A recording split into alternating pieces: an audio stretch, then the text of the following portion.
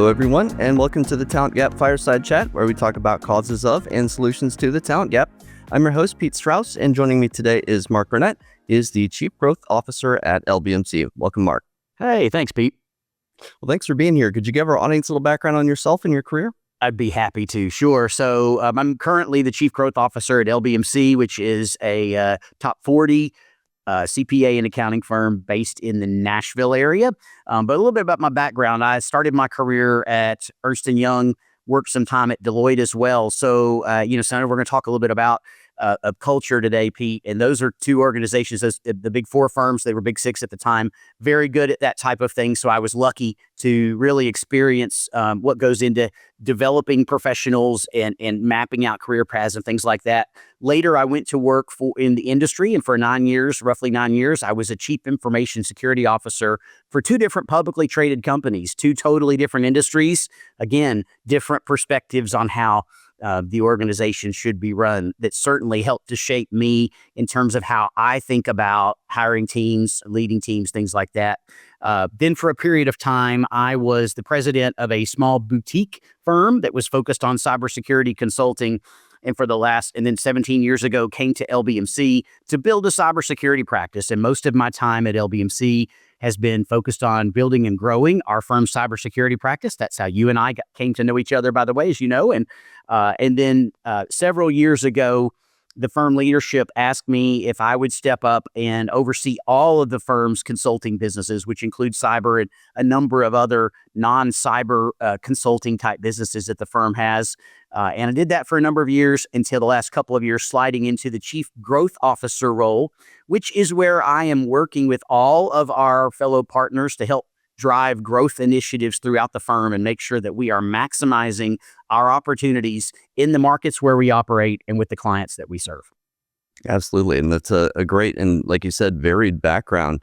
How have you found the transition to, from more consulting leadership, professional services to running more of a growth engine? Yeah, Pete, the growth team, our strategy at LBMC, we've been hiring professional salespeople into these growth roles. So most of these folks are not practitioners who've transitioned into sales. These are people who are career salespeople who've been doing sales often in other industries and other organizations. And it is a different mentality in a lot of cases when you talk about managing a professional sales team. A lot of them are very self-starter, which is great. They don't like to be micromanaged. And in the sales world, most folks who are in sales know that your success is really up to your own, it's up to you. You can map your own success. And a lot of the compensation comes from hitting or exceeding the targets that are set in the sales role. And so it's interesting. The motivations for salespeople are a little bit different. The way you structure their career development is quite a bit different. Obviously, the compensation model for salespeople is different. And the way we think about team dynamics. I'll give you a great example. For a salesperson in our industry, their best hunting time is in business hours, which makes sense. That's when a lot of our clients are available to go out for lunches or to have a meeting to talk about a potential project. So if I schedule a bunch of administrative meetings in the business day, I am directly taking away from their opportunity to go and hunt. So we try to be very intentional about the meetings that we do schedule during the day, knowing that that is reducing their capacity, their opportunity to go out into the market. So some of those types of things, the thinking's a little bit different, but it's been a lot of fun and very rewarding. We're blessed to have a really, really good team of sales folks here at LBMC. And so it's been a lot of fun. Well, that's great to hear. Yeah, it's certainly been interesting to watch how the industry has evolved. Back in the day, any firms performing audits and GRC type of work, they'd traditionally follow the senior manager and partner-led sales model, where it's basically the higher-ups that run service delivery also doing the sales.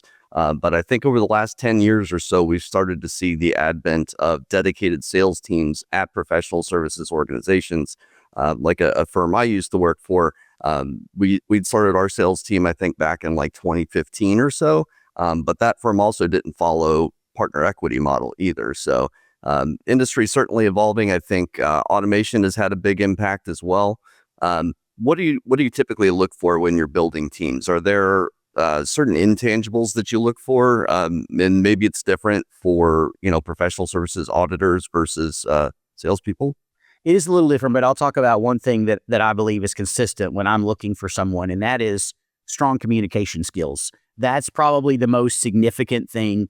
We can generally, you can teach and train a person how to audit a system, how to follow a control plan, those types of things. You can teach people a sales methodology and help them with how to make a pitch and things like that. But it is hard to teach them to be better communicators. A lot of that's kind of built into who we are. And so I'm looking for people who have a strong, confident communication style, that are articulate, that are personable, because in our industry, what we have to offer to our clients is people expertise. We don't sell widgets. We offer up people expertise. And so it's really important that our practitioners be likable. Otherwise the clients they may say, man, you got the smartest guy on the block, but if he's a jerk, I don't want to be around him. And so they need to be, very good at what they do, but they also need to be likable. They need to be personable with the clients. Especially true as salespeople, because a lot of times the salesperson is your first connection to a prospect. And, first impressions are so important, Pete. And so that first connection, that salesperson's ability to get a prospect relaxed and comfortable around them and not be pushy. That's something that, in the sales world that a lot of people fall victim to, is they get too aggressive. They're too pushy. And that's not typically a problem in professional services sales. Most of the folks understand the dynamics there, and they understand that it's much more about building that relationship. I jokingly say, you don't walk into a room and say, who needs a new auditor, and then start taking, orders, right? It is a long process to earn credibility with a prospect, build a relationship, and then be given the opportunity to submit a proposal, to pitch on a project. And then obviously it's up to the team to go and deliver good work. But the most significant skill, I think, is communication skills. And that's regardless of whether it's a practitioner, then when I was hiring those, or whether it is the salesperson. I think when I think about salespeople, though, the other thing that's really important for them is they need to be self-motivated. A lot of times in sales, you can help them with giving them some, hey, try to make this number of connections a day or take this approach. But ultimately, it is up to them to do it. And they've got to get up each day with a plan and a strategy and be motivated to go execute that plan. And they have to be okay with being told no or not being told anything.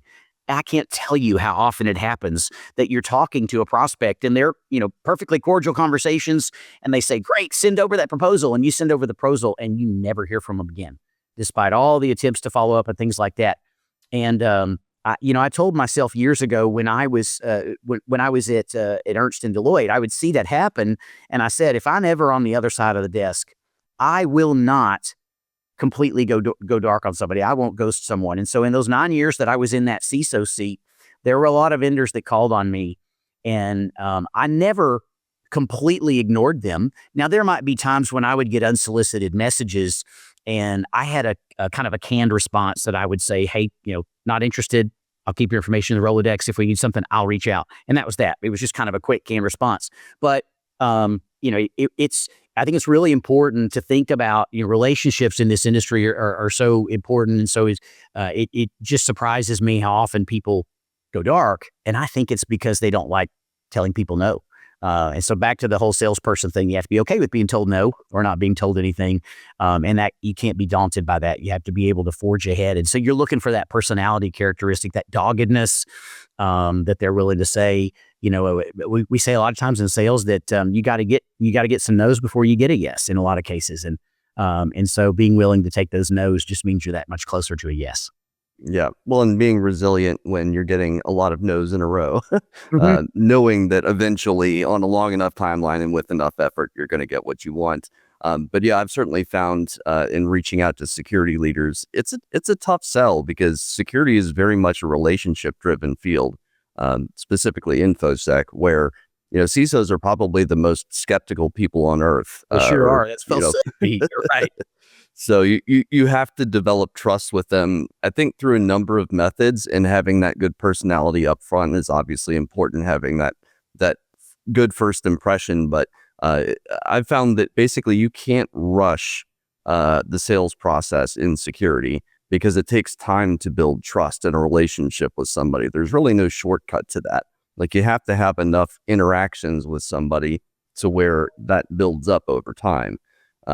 So that's a tough lesson I've had to teach myself, not having any mentors in sales. Yeah. Is Well, and not hang only in there. that, no, it's no matter you can't something someone says about you to someone is more impactful than anything you can say about yourself. And so ultimately, having that, being able to get someone who's willing to stand up and be a reference for you, or make a phone call to a peer and say, hey, you got to give Burnette and the team at LBMC a shot, because, that carries a whole lot more weight than me saying, we're lucky enough to work with these 3 or 4 clients that are great, that are great references for us, it means a lot more when it comes from a peer. And that's a key point, is it's nurturing those relationships. And in our business, it's not transactional. Because it's relational. That means that, when you're lucky enough to win a project, you're serving them well, but you are maintaining even after that. It's not a thanks, nice to talk to you, we made our money, we're on. It's continuing to stick with them. Hey, what's your next business problem? Is there a way we can help? If so, great. If not, maybe I can leverage my network and make a connection for you and help you address that business problem, with another trusted person. So that is how you earn that opportunity to always get the at bat. And again, when you're in the sales world, you don't get at-bats, you're not going to win. So you need the at-bats to have a chance to win the work. Yeah. Well, and you develop trust by association, like you mentioned, through referrals or, that sort of thing. What about, what's your take on the idea of cold outreach and cold calling in security versus sort of these warm introductions and things? Like, I can tell you personally, I haven't had much luck on the cold outreach front, targeting hiring managers that might be hiring, that I can help out as a partner in recruiting. Whereas it seems like the majority of my clients these days come from referrals, thought leadership on LinkedIn. Hey, I saw your post. Looks like you really know your stuff. Let's chat. That sort of thing. So what's your take on cold outreach versus referrals? Yes, I haven't had much luck with cold outreach either, but there's a few reasons for that. And before I do that, I'll harken back to the time that I was a CISO, and this is true even now more than it was when I was in the CISO seat. CISOs get so many unsolicited messages. It is so much noise. They can't possibly respond to them all. And so, I was lucky enough to have that kind of automated little process that I could respond and, basically in a nice way say, no, thanks, go away for now. They can't even do that because they're getting so many unsolicited messages. And like you said, they're skeptical. So it's not like they're gonna respond to too many unsolicited messages anyway. So my approach has always been, you've got to get a warm introduction one way or another. Most common ways are how you mentioned, Pete, a referral, from someone else, or if we can meet them at, say, a trade event or a conference where, we're lucky enough, maybe they come by the booth for a tchotchke for a minute, but we can start to credentialize our firm, tell them a little bit about us, ask a few questions where they can say, hey, these, all right, maybe I'll give these guys, an opportunity to send me a proposal. And even that first year, maybe they take our proposal, but they blow us off. But it's all about that constant impression and things like that. So my approach has always been to focus on those warm leads and those warm introductions as well. And that's why you've got to be at the spots where your targets are, where the people you'd like to spend time with are.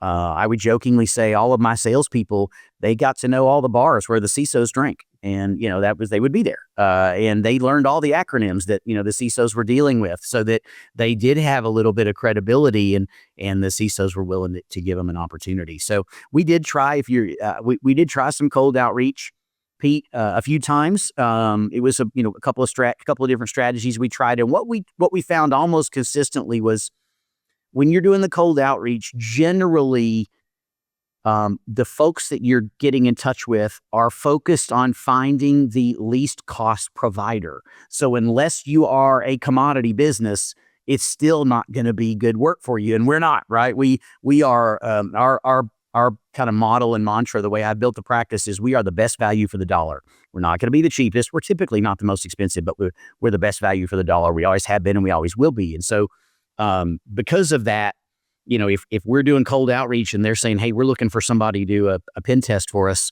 and we say sure, we send them a proposal, and they go, whoa, Joe's PC repair said they do it for $900. Be like, you know what, you need to call Joe, because they're looking for a low cost provider, and they're not going to appreciate the quality and the approach and the expertise that we're bringing to the table.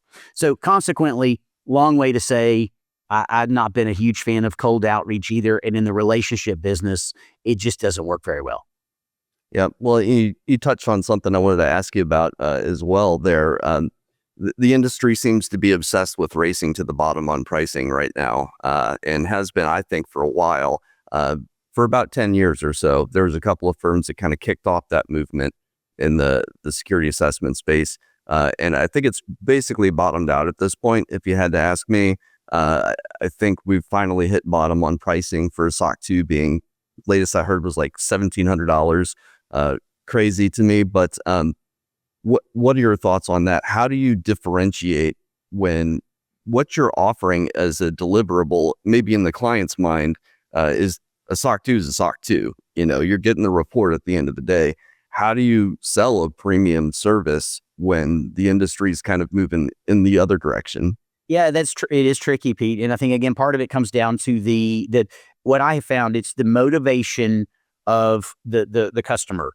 And what I mean by that is, if the customer is in essence being forced to do, we'll use a SOC report because they've got a huge customer who said, do this SOC or we're going to pull our contract, and they're going kicking and screaming, then they are simply going to say, we're going to find the cheapest option. We're going to get this past us and we're going to move on. If it's a part of an overall risk management program and the organization has a visionary, CISO and leadership team who says, hey, our customers want to see a SOC report, but we understand the significance of building a control program and how that has value and how it helps maintain enterprise value over time, because we're less susceptible to breaches and things like that. So we don't have the costs associated with that. Those organizations tend to understand the value that it comes in a well-planned and executed assessment. The other thing I'll say, Pete, we are seeing, you're right, there's been a lot of pricing pressure. A lot of that's been driven by the private equity industry. And private equity started to invest in the boutiques and the CPA firms that deliver a lot of these types of services, and they're putting top-line revenue pressure on those firms. And that is almost forcing the firms, because they're not seeing the growth they expected, it's forcing them to come down market. It's forcing them to concede on price to be able to buy more work. And it's contracting their margins considerably. So in the short term, that works because it helps to create that perceived enterprise value when the top line goes up. But over time, there's not enough money left to pay the stakeholders, and eventually that collapses. Right? I mean, you can't. It's just not tenable to run an unprofitable business forever. You've got to have profit margin built in there, and so. I think that is putting some pricing pressures on those of us that are still trying to stay, fiercely independent and focused on making sure we deliver the quality that the market deserves and demands. And sometimes it means that we lose a project that we really probably were a really good fit to win. But as of now, I think it's important, and I believe that the firms that can weather the storm, as you said, it's bottoming out. I don't know if you saw the news, but a couple of those firms that are offering those, sub $10,000 SOC reports, they're under scrutiny, and the AICPA has actually looking at the peer review process that those firms undergo. There's the profession for the SOC profession has a peer review process, and there's a process you have to go through every few years as a firm. But more importantly, every time you do a SOC report, there's a certain level of review that has to be done. There's a second concurring sign off, these types of things that have to happen. And those firms, it doesn't appear they were doing that.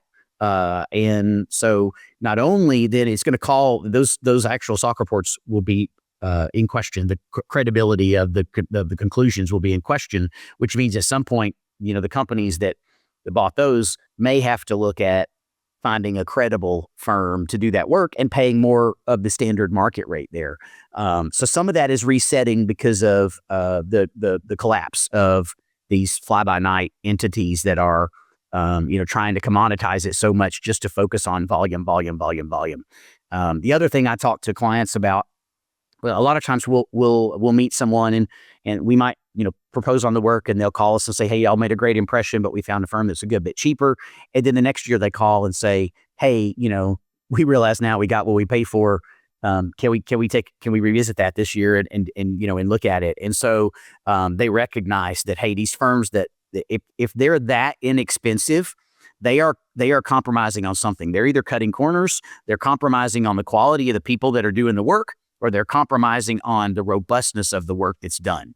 And any of those puts the client at risk. And so part of that, I will try to subtly educate. If it's a company that hasn't been through that type of work before, educate them to say, ask these questions. How does your QA process work? What's the experience level of the people that you're putting in the field that's going to be doing the work? How many people will be reviewing the work before it comes to me?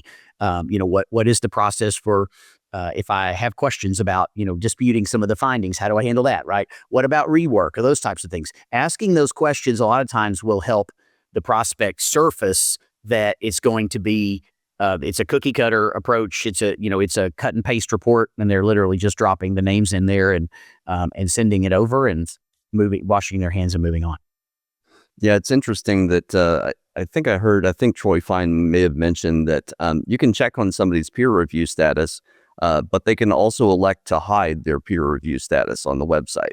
So yes, but ultimately the AICPA, could revoke the licensure, that through the process, through the governing process of our profession, if a firm is consistently flaunting the rules of our profession, then they could have their ability to perform certain attest engagements revoked, right? And so then their peer review wouldn't matter because they wouldn't be a CPA firm anymore. They couldn't do SOC reports anyway.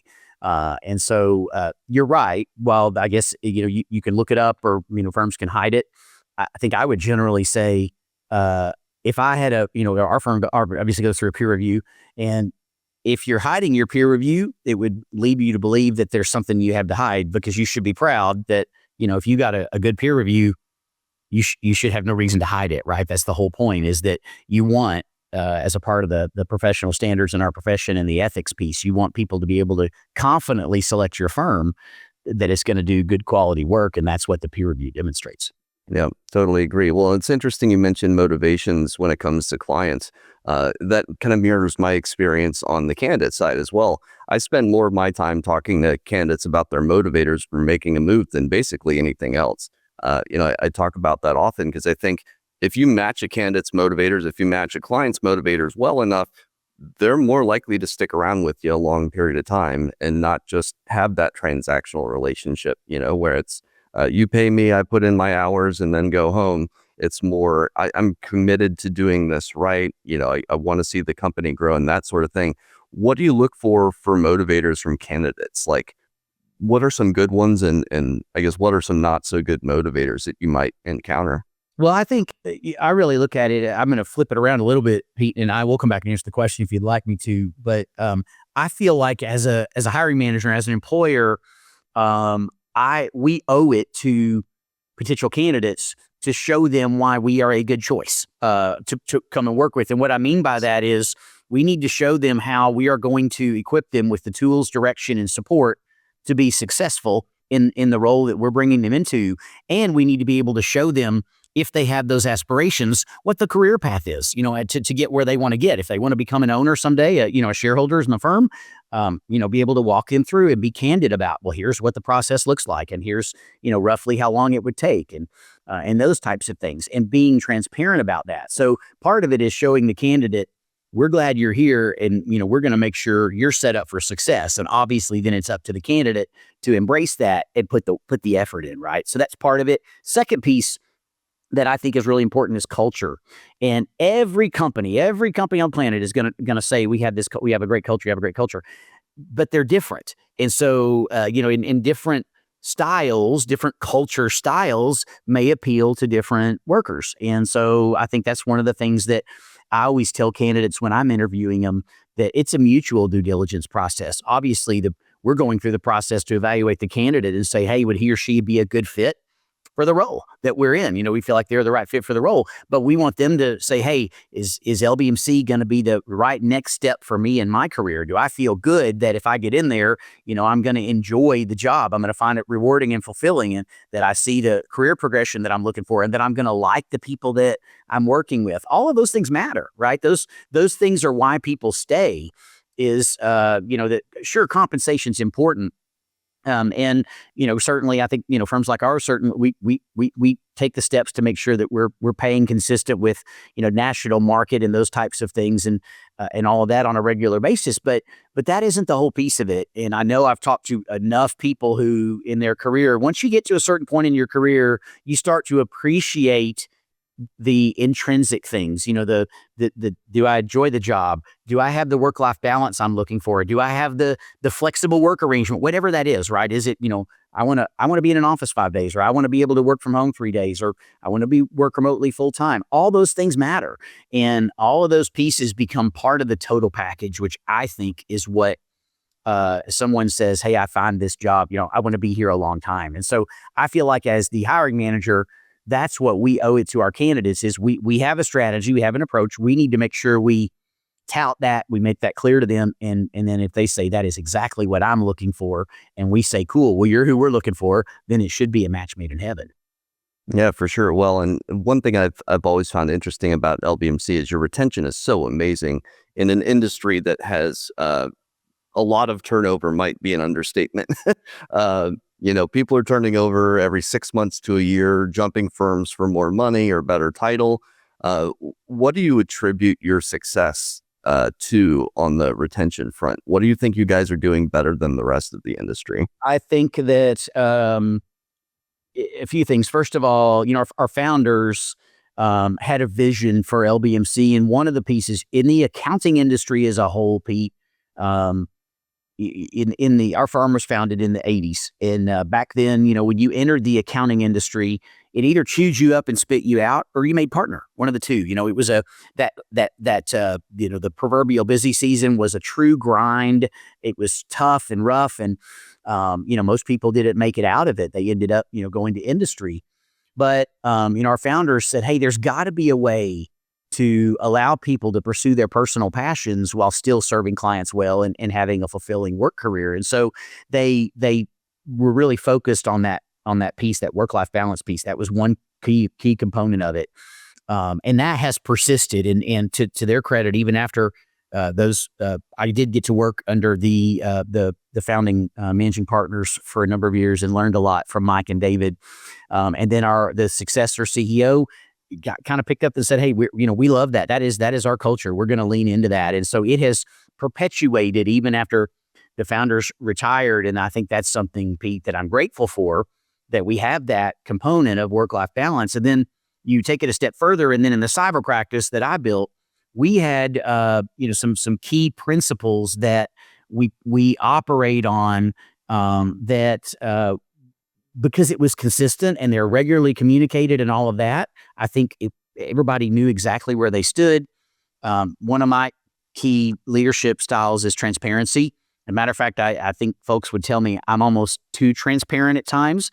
When I would have our monthly cyber leadership meetings, I would show them the financials, which in an accounting firm, generally, those are kept to only the owners. But I would say, hey, let's talk literally about how the cyber practice is doing and how the firm is doing as a whole. Because I felt like, hey, if these people are, a part of what we're trying to do, and we've set goals, I want them to see how everything they're doing is helping us achieve those goals. And if we're not if we're not going to hit those goals, let's talk about what we've learned along the way that's caused us to get off track. And is there something our team within the firm can do to adjust to get back in alignment and make sure that we hit or exceed the goals we've set for this year, for the team, whatever those are, whether it's people growth or revenue growth or, client acquisition or any of those types of things, all of those things. I just felt like it was always good to be very transparent about that. And I believe our professionals found that. They appreciated that. And then I mentioned earlier the tools, direction, and support piece, and how just from a leadership model, we were very intentional about crafting everybody has a plan. When they come in, we understand what their aspirations are. And there's a regular review process. I know most firms do performance reviews, of course, but, the intentionality of coaching to say, hey, what did you achieve this year? Let's celebrate all those successes. If there's any areas we want you to focus on, let's talk about that. And when we talk about where you want to go next, let's be very transparent about the skills we need you to continue to grow in order for you to get there, and how we're going to give you a chance to go and demonstrate those skills. Because that's the other thing, I think, as a candidate or as an employee, there were a few times in my career where I felt like, hey, I think I'm ready for the next level. And I would ask my manager and they would say, you're not ready for the next level because you haven't done X. And I would say, well, you've never let me do X. So how do you know I can't do it? And they would say, well, the opportunity hasn't come up. Well, how do we get that opportunity, right? Do I have to get to the next level to do that? Are you telling me it's a chicken and the egg thing? And until I just magically get to the next level, I'm not going to get to do X? Or can you find an opportunity to allow me to practice that skill so I can either see if I'm ready, and maybe I'm not, and I do need to, but I can develop the necessary characteristics to get there. And again, I think that takes an intentionality, a focus by the managers around each individual person, and we focused on that at LBMC. Oh yeah, that's great to hear. The combination of transparency and then also structure. People really crave structure. I think it's a part of our psychology. Ambiguity is the quickest way to make somebody feel uncomfortable if they don't know what's going to happen next. That's like literally the definition of anxiety. You're right. You're So, right. And you know what? In professional services, let's be honest, they're not traditional structure. You go into a corporation and you typically know exactly who your direct supervisor is and who that supervisor is and all that. And in a professional services world, especially at the staff level, a lot of times they're working for different managers on different jobs, right? And so the structure, it's more of a what we call a matrixed arrangement, as you well know. But you still need that structure to say, well, I have the same coach, no matter what manager I might work on their jobs. I have one coach that's rooting for me and helping me grow. And I've got one kind of shareholder, that's my overall kind of owner of me as a resource that, who has a vested interest in helping me be successful. And those two people are going to be talking to all the people I'm working with and saying, hey, how's she doing? How's he doing? And making sure they get that feedback so that they can help me grow. And so you can still put the structure in place even in a matrixed organization, but it requires intentionality because people get busy. And it is so easy just to skip the coaching part because you're so busy serving clients or you're so busy, going to conferences and trying to generate business. But you really, really have to make sure that your coaches understand you need to be in front of the people you're coaching on a regular basis. It can't happen 2 weeks before their performance review.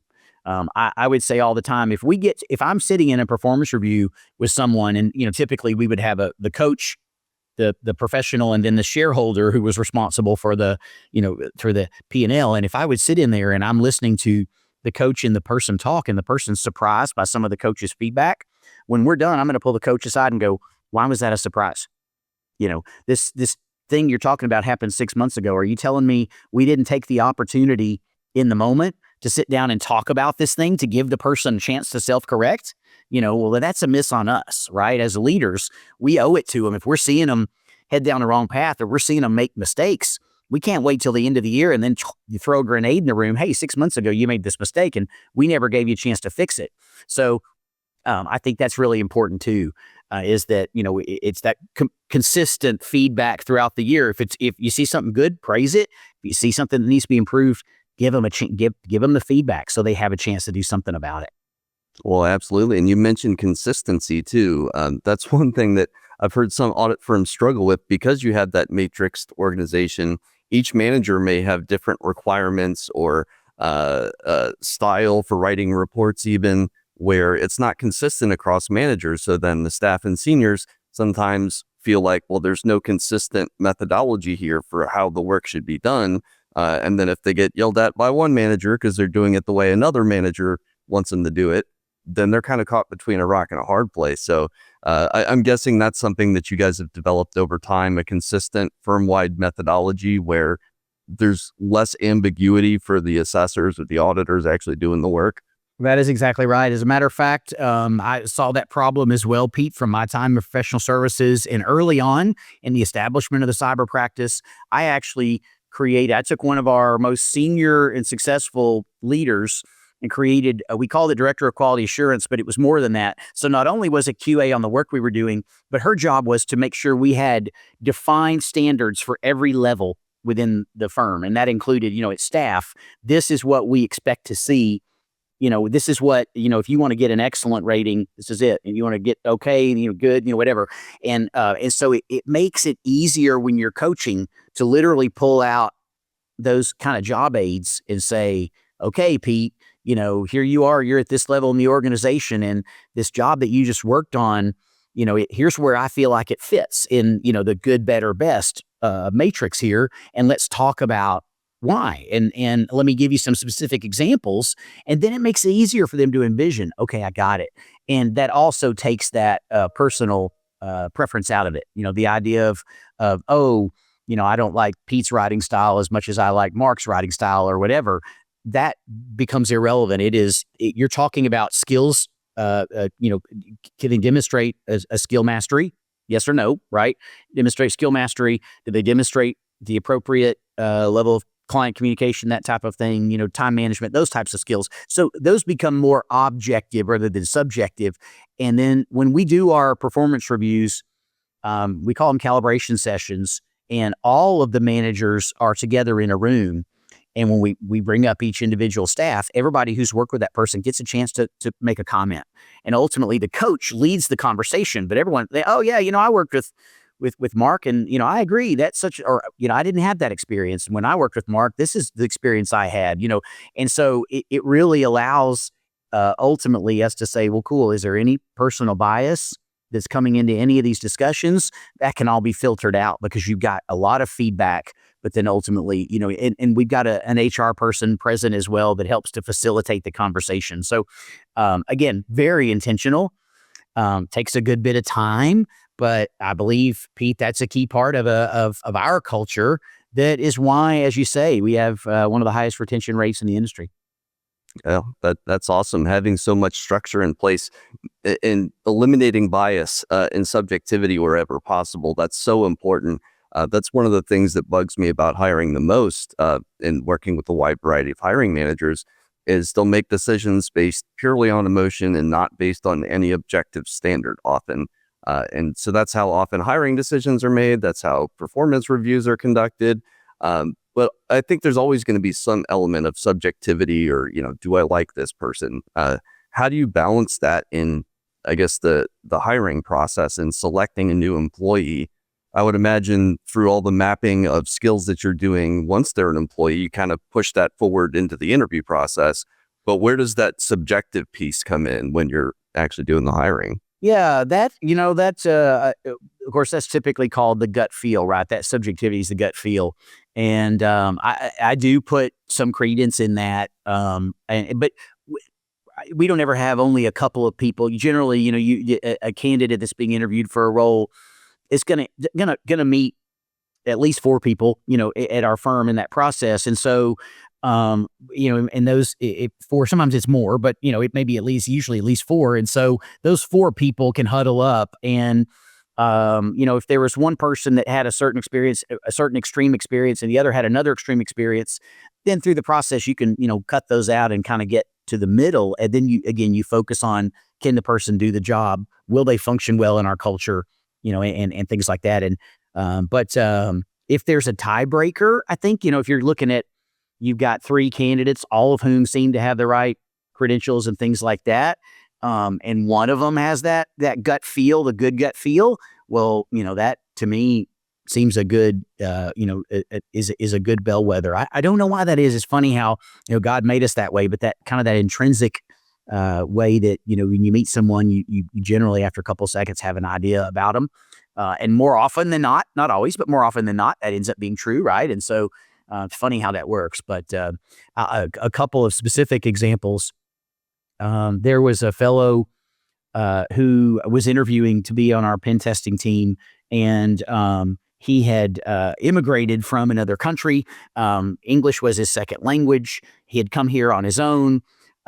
He had learned the language. He had gotten a job at doing IT support at a local law firm, and he was now sitting in front of me and interviewing to be one of our penetration testers. And there was something about him.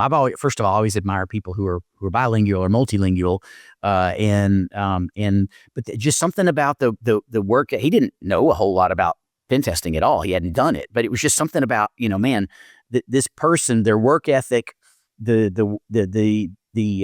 passion that I saw, and all of that. There was something about, and so we ultimately made the decision to hire him, and he's our longest tenured penetration tester at LBMC today, and so still with LBMC, and just a fantastic resource on our team.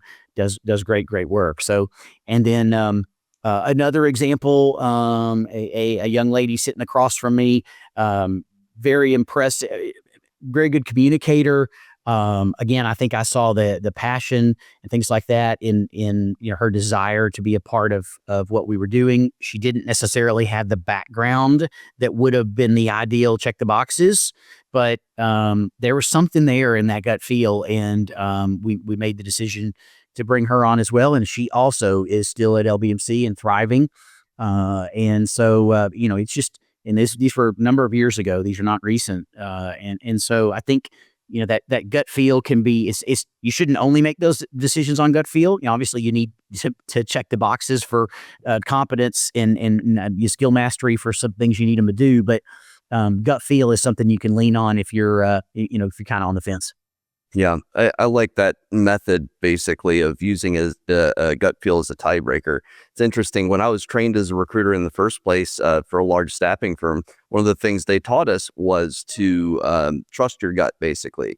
Like if you're getting red flags from a candidate and you just have kind of an off feeling about somebody, trust that, because your subconscious essentially is picking up on something that maybe your conscious mind isn't. So Yep. yeah, I think humans are more intelligent, or we're intelligent in different ways than just assessing skill. That is an innate intelligence, right? Like you're talking about, is that innate intelligence that's kind of in the it's subconscious. Yeah, exactly. And it's not something that we can even consciously put our finger on, but it's there. It's impossible. I don't know how you pull it forward and recognize it in your consciousness. So I think we just need to acknowledge it and as you say, follow that. Absolutely. Well, we're actually coming up on time here, Mark. So one last question for you. Is there anything that we're not talking about in the industry, but we should be, especially as it relates to hiring?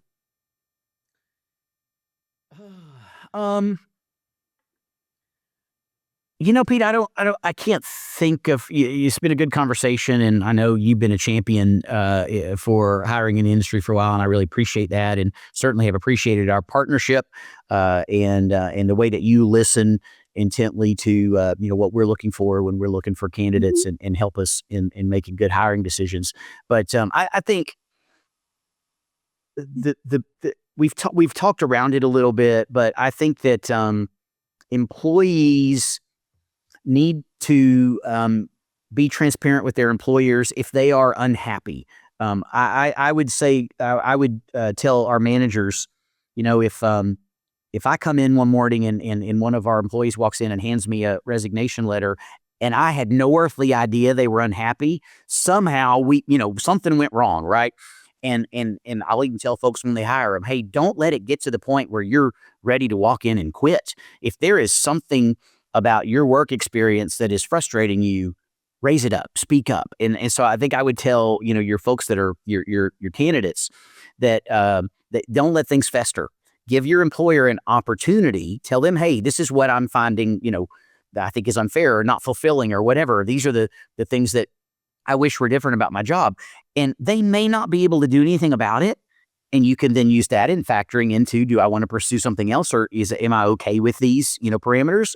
But they might go, oh, well, thank you for telling me. I had no earthly idea you didn't like that type of work. You're really good at it. So I kept giving it to you, but you don't find it fulfilling. I certainly don't want to lose you because you're a great employee. So I think I would say that, Pete, that's the thing, is just be transparent both ways. So the employer owes it to the employee, but the employee owes it to the employer as well.